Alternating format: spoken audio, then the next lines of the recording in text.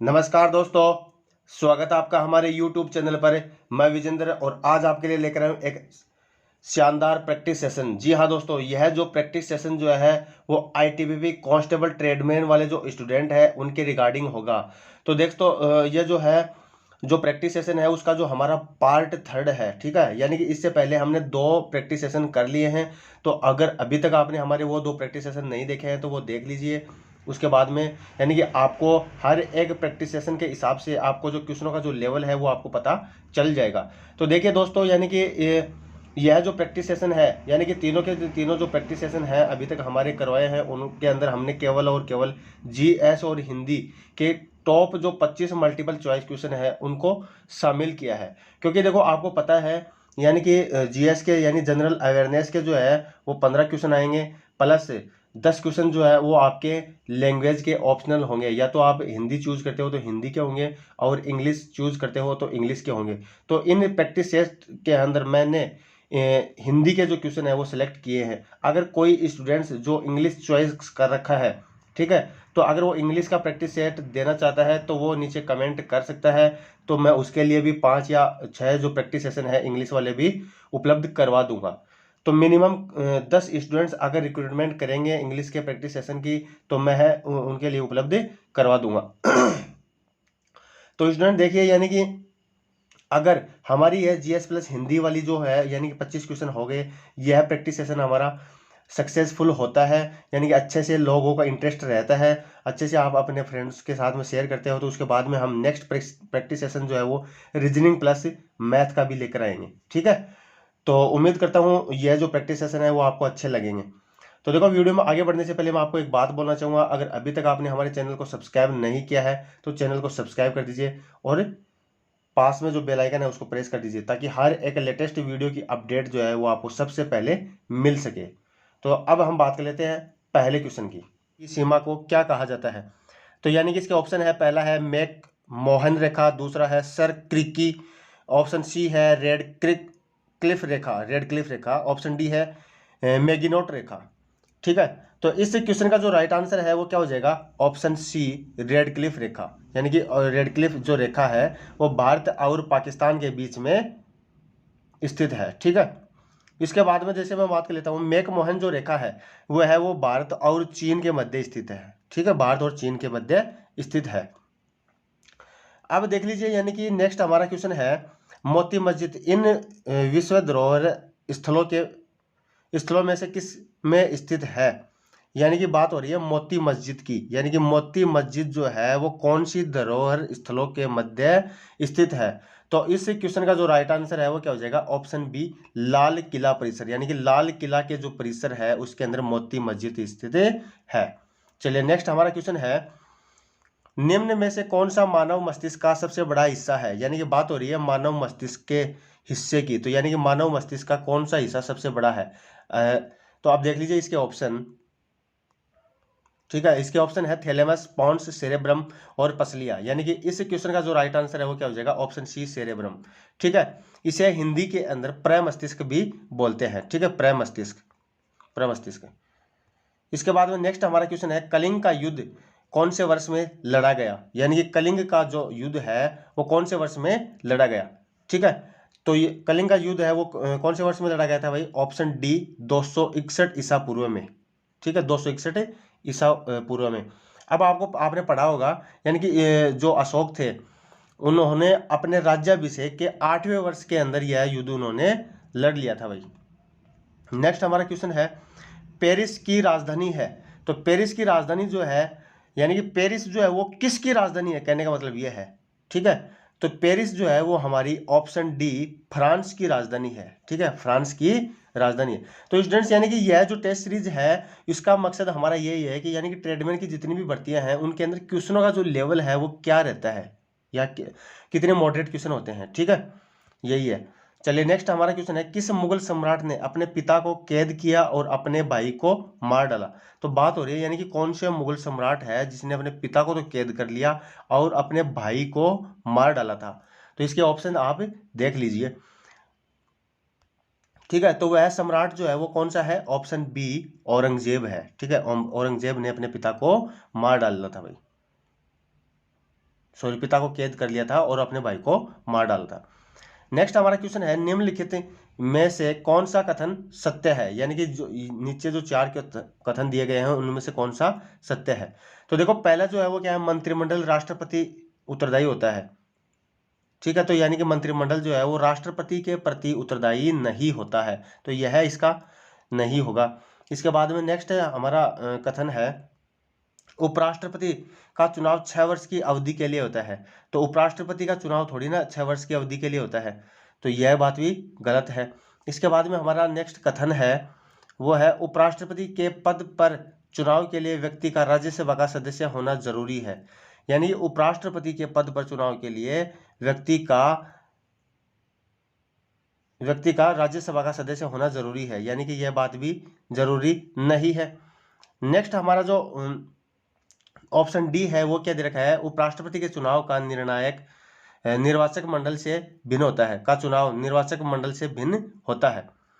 तो यह इस क्वेश्चन का जो राइट आंसर है वो क्या हो जाएगा, ऑप्शन डी। ठीक है, option D is the right answer. चलिए नेक्स्ट हमारा क्वेश्चन है कमरे में रखे एक चालू रेफ्रिजरेटर के दरवाजे खुले छोड़ दिए गए, निम्न में से कौन सा कथन सही है। यह क्वेश्चन तो आपके लिए वेरी वेरी इंपॉर्टेंट है भाई। यह जो है नेवी, एयरफोर्स, एनडीए उन एग्जामों के अंदर भी आता है, बहुत बार रिपीट हुआ क्वेश्चन है। तो देखिए यानी कि रेफ्रिजरेटर का जब अगर उसके जो गेट है वो अगर खुले यानी कि दरवाजे खुले छोड़ देंगे तो कमरा जो है वो धीरे धीरे गर्म हो जाएगा, न कि ठंडा होगा। ठीक है, तो आप ठंडा मत कर देना इस क्वेश्चन का आंसर। नेक्स्ट हमारा क्वेश्चन है निम्नलिखित किस संविधान संशोधन के द्वारा दल बदल पर अंकुश लगाने का प्रयास किया गया है। यानी कि दल बदल के ऊपर जो अंकुश लगाने का प्रयास जो है वो 52वां संविधान संशोधन 1984 के अंदर किया गया था भाई। Option B is the right answer. चलिए ठीक है, नेक्स्ट हमारा क्वेश्चन है पश्चिम की ओर बहने वाली नदियों को चुनिए। यानी कि पूर्व से पश्चिम की ओर बहने वाली जो नदियां हैं वो कौन कौन सी नदियां हैं। ठीक है, तो देखिए यानी कि 4 आपको नदियां दी गई हैं, फिर आपको ये कूट है उसको चूज करना है कौन सा आंसर होगा। तो आप देख सकते हो यानी कि नर्मदा भी है बहती है और साबरमती भी बहती है, यानी कि 1 और 4 जो है ये नदियां तो आपकी पश्चिम की ओर बहती है। अब देख लीजिए इसके ऑप्शन, यानी कि ऑप्शन के अंदर एक तो सभी ऑप्शनों के अंदर दे रखा है, सॉरी 3 ऑप्शन में दे रखा है और डी में नहीं दे रखा, तो डी ऑप्शन जो आपका कट जाएगा। इसके बाद में जैसे मैं बात कर लेता हूं, यानी कि 4 जो है वो 2 ऑप्शनों में दे रखा है, बी में दे रखा है और सी में दे रखा है। ठीक है, अब आपको पता है सोन जो नदी है वो पश्चिम की ओर नहीं बहती है, तो 3 वाला जो इसका आंसर नहीं होगा। तो इस क्वेश्चन का जो राइट आंसर है वो क्या हो जाएगा, ऑप्शन सी 1, 2 और 4, यानी कि ताप्ती नदी, साबरमती नदी और नर्मदा नदी जो है वो पश्चिम की ओर बहती है। चलिए नेक्स्ट हमारा क्वेश्चन है यूरिया का रासायनिक सूत्र है। बहुत ही अच्छा क्वेश्चन है भाई। यूरिया का रासायनिक सूत्र जो है वो क्या होता है, NH2 की होल ट्वाइस CO। अगर इसको लिखा जाए वैसे CO NH2 ठीक है, ऐसे इसका जो है वो फॉर्मेशन सूत्र जो है वो लिखा जाता है। दोबारा बता देता हूं, यानी कि NH2CO NH2 ऐसे इसका सूत्र लिखा जाता है। ठीक है, तो इस क्वेश्चन का जो राइट आंसर है क्या हो जाएगा, ऑप्शन सी। चलिए नेक्स्ट हमारा क्वेश्चन है राज्य निदेशक जनरल और इंस्पेक्टर जनरल ऑफ पुलिस के अखिल भारतीय वार्षिक सम्मेलन 20 से 22 दिसंबर 2018 तक आयोजित किया गया। यानी कि देखो इस के अंदर जैसे मैंने जो प्रैक्टिस सेट लिया है उसके अंदर जो है जो करंट का जो क्वेश्चन है वो काफ़ी पुराना है। तो अब करंट अफेयर्स जो है आपकी एग्जाम जब भी लगेगी उससे आप 6 महीने पहले का जो करंट आप पढ़ लेना, और हो सकता है यानी कि आपकी जो भर्ती है वो 3 साल से अटकी हुई है, तो क्या पता 2018 का करंट भी पूछ ले, इसलिए मैंने इस क्वेश्चन को इस टेस्ट सीरीज के अंदर शामिल किया है। क्या पता पेपर पहले छप गए हों। तो इस क्वेश्चन का जो राइट आंसर है क्या हो जाएगा, ऑप्शन ए गुजरात। चलिए नेक्स्ट हमारा क्वेश्चन है अडानी समूह द्वारा संचालित भारत में पहली मानव रहित यान निर्माण फैक्ट्री कहाँ स्थापित की गई। यानी कि पहली निर्माण फैक्ट्री जो है वो कहाँ पे स्थापित की गई है, ऑप्शन डी भी आप देख लीजिए। ठीक है, तो इस क्वेश्चन का जो राइट आंसर है वो क्या हो जाएगा, ऑप्शन ए हैदराबाद। ठीक है, हैदराबाद के अंदर स्थापित की गई है। चलिए नेक्स्ट हमारा क्वेश्चन है शुक्र सूर्य से कौन से स्थान पर है, यानी कि शुक्र जो है वो सूर्य से कौन से स्थान पर है, यानी कि कौन से स्थान पर है भाई, दूसरे स्थान पर है। ठीक है, option B is the right answer. अब सूर्य जो है, जैसे मान लो ये आपका सूर्य है, इससे जो सभी जो ग्रह हैं उनकी दूरी का क्रम जो है वो आप कमेंट बॉक्स के अंदर कमेंट करेंगे। चलिए नेक्स्ट हमारा क्वेश्चन है, गराड़ी कौन लोक नृत्य है, यानी गराड़ी जो है वो कहाँ का लोक नृत्य है। ठीक है, तो गराड़ी जो है वो पुडुचेरी का जो है लोक नृत्य है। Option D is the right answer. चलिए अब देखो, ये तो थे हमारे टॉप जो है 15 क्वेश्चन, ठीक है, जनरल अवेयरनेस के, तो ये आपको अच्छे लगे होंगे। अब हम बात कर लेते हैं हमारी कैटेगरी जो नेक्स्ट है हिंदी, तो हिंदी वाली कैटेगरी के अंदर हम बात कर लेते हैं। तो देखो पहला क्वेश्चन है, नील कमल में कौन सा समास है। ठीक है, नील कमल में कौन सा समास है, तो इसके ऑप्शन देख लीजिए आप। ठीक है, तो नील कमल में जो है वो कौन सा समास है भाई, कर्मधारय समास है। Option C is the right answer. चलिए नेक्स्ट हमारा क्वेश्चन है, सच्चिदानंद का सही संधि विग्रह है। तो देखो सच्चिदानंद का जो है ये भी काफी इंपॉर्टेंट क्वेश्चन है। इसका सही संधि विग्रह जो है वो क्या हो जाएगा, ऑप्शन डी, सत प्लस चित plus Anand. Option D is the right answer. अब इसके अंदर कौन सी संधि है वो आपको कमेंट करना है। किसी कवि को कवियों का कवि कहा जाता है, यानी कौन सा जो कवि है इनके अंदर उसे कवियों का कवि कहा जाता है। तो इस क्वेश्चन का जो राइट आंसर है वो क्या हो जाएगा, शमशेर बहादुर सिंह, यानी शमशेर बहादुर सिंह जो है इनको कवियों का कवि कहा जाता है। चलिए नेक्स्ट हमारा क्वेश्चन है, कारक के कितने भेद होते हैं। तो देखो कारक जो है उसके कितने भेद होते हैं, तो कारक के कुल 8 भेद होते हैं भाई, कुल 8 भेद होते हैं। Option C is the right answer. चलिए नेक्स्ट हमारा क्वेश्चन है, तो देखो नेक्स्ट जो क्वेश्चन है मैंने आपको एकदम जो एग्जाम के अंदर जैसे क्वेश्चन आएगा वैसे ही इस क्वेश्चन को सिलेक्ट किया है, यानी कि एक पैराग्राफ आपको आने वाला है, और जो इंग्लिश के अंदर जो है आपकी कॉमन एरर आती हैं उसी प्रकार हिंदी के अंदर त्रुटियां पूछी गई है, तो इस त्रुटि वाले क्वेश्चन को भी मैंने शामिल किया है। ठीक है, तो उसके लिए निर्देश क्या दिए गए हैं, नीचे दिए गए वाक्यों में से कुछ में त्रुटियां हैं और कुछ ठीक है। त्रुटि वाले वाक्य के जिस भाग में त्रुटि है उसके अनुरूप अक्षर ABCD का अपने उत्तर के रूप में चुनाव कीजिए। अगर वाक्य अंदर कोई भी त्रुटि नहीं है तो अपना जो उत्तर है वो नो एरर, यानी कि कोई त्रुटि नहीं है। ऑप्शन डी चूज आपको करना है। तो देखिए 4 अब इसके जो ऑप्शन है वो आप पढ़ लीजिए, यानी कि मैं फल लेने गई थी, मैं फल लेने गई थी। दूसरा है बाजार में भारी भरकम भीड़ थी। ठीक है, ऑप्शन सी है बाजार में चलना मुश्किल था, और ऑप्शन डी है कोई त्रुटि नहीं है। तो देखिए इस सेंटेंस के जो ऑप्शन बी वाला जो पार्ट है उसके अंदर एरर है, तो इस क्वेश्चन का जो राइट आंसर है क्या क्या हो जाएगा, ऑप्शन बी। चलिए नेक्स्ट हमारा क्वेश्चन है, उसके लिए भी हमें निर्देश दिया गया है, यानी कि जैसे देखो इंग्लिश के अंदर PQRS आते हैं, PQRS, उसी प्रकार इसके अंदर YRLV आ गए हिंदी के अंदर। सेम हिंदी और इंग्लिश के हिसाब से यहाँ पर पूरा पैटर्न चलने वाला है।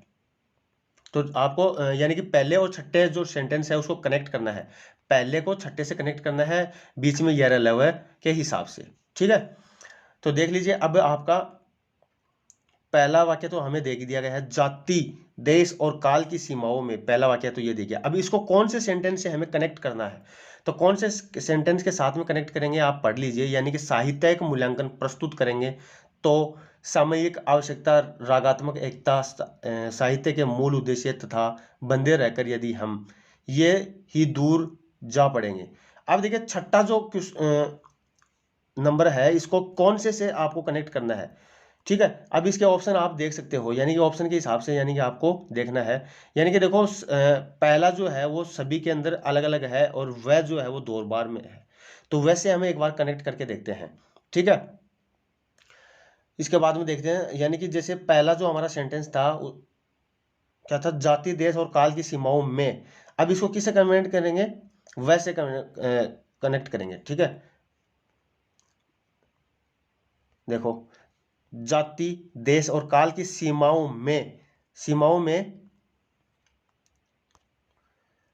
में बंधे रहकर यदि हम, यानी सीमाओं में बंधे रहकर हम, कनेक्ट हो गया ना। ठीक है, इसके बाद में जैसे नेक्स्ट में या तो रह रहेगा या यह रहेगा, तो रह या यह जो है कौन सा सेट हो रहा है वो हम देख लेते हैं, यह। ठीक है, तो यह जो है वो हो रहा है, इसके बाद में बंधे रहकर यदि हम साहित्य मूल्यांकन प्रस्तुत करेंगे, बंधे रहकर यदि हम साहित्यिक मूल्यांकन प्रस्तुत करेंगे, तो ये भी कनेक्ट हो रहा है। इसके बाद में किससे कनेक्ट करेंगे इसको? इसके बाद में हम कनेक्ट कर देंगे ल से, उसके बाद में र से, ठीक है। इसके बाद में ल से यानी साहित्य के मूल्य उद्देश्य, तथा उसके बाद में तथा सामाजिक आवश्यकता, रगात्मक एकता, इसके बाद में छठा वाला जो है ये दूर जा पड़ेंगे, ठीक है। तो इस क्वेश्चन का जो राइट आंसर है वो क्या हो जाएगा इसके हिसाब से? ऑप्शन बी, वह यह लहर है। Option B is the right answer.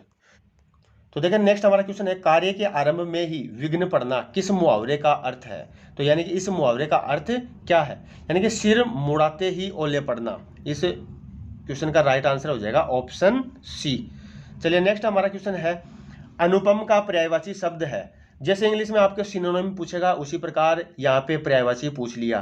तो अनुपम का जो है वो पर्यायवाची जो है वो क्या है? अद्वितीय हो जाएगा, अद्वितीय। Option C is the right answer. चलिए नेक्स्ट हमारा क्वेश्चन है, कौन सा वाक्य शुद्ध है? यानी कि निम्न जो वाक्य दिए हैं उनमें से कौन सा वाक्य शुद्ध है वो आपको चूज करना है। तो देखिए पहला जो वाक्य क्या दे रखा है, आपका शासन संबंधी कार्य अधिक विख्यातपूर्ण है। दूसरा है समाचार पूरे देश भर में तुरंत फैल गया। इसके बाद में तुम्हें कल कुछ हो जाए तो मैं कहीं का नहीं रहूंगा। उसके बाद में आपको भूमि भवन वाहन का अभिनव सुख की प्राप्ति होगी। तो इस क्वेश्चन के अंदर क्या छांटना है? आपका शुद्ध वाक्य छांटना है। तो देखो चारों वाक्यों का आपको एनालिसिस करने के बाद में पता चल गया होगा कि ऑप्शन सी के अंदर जो है तुम्हें कल कुछ हो जाए तो मैं कहीं का नहीं रहूंगा, यह इसका राइट आंसर हो जाएगा ऑप्शन सी, ठीक है। नेक्स्ट हमारा क्वेश्चन है, निम्न पंक्तियों में कौन सा छंद है?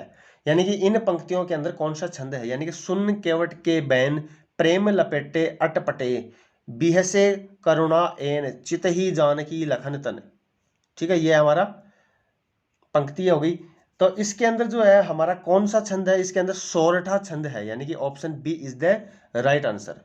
तो दोस्तों ये थे हमारे top 25 multiple choice question GS plus Hindi के, ठीक है। तो उम्मीद करता हूं दोस्तों आपको अच्छे लगे होंगे। अगर आपको अच्छे लगते हैं तो वीडियो को लाइक और शेयर करना नहीं भूलें, तथा अपने दोस्तों के साथ में अच्छे से उनको भी बताएं और चैनल के ऊपर लेके आएं। धन्यवाद दोस्तों।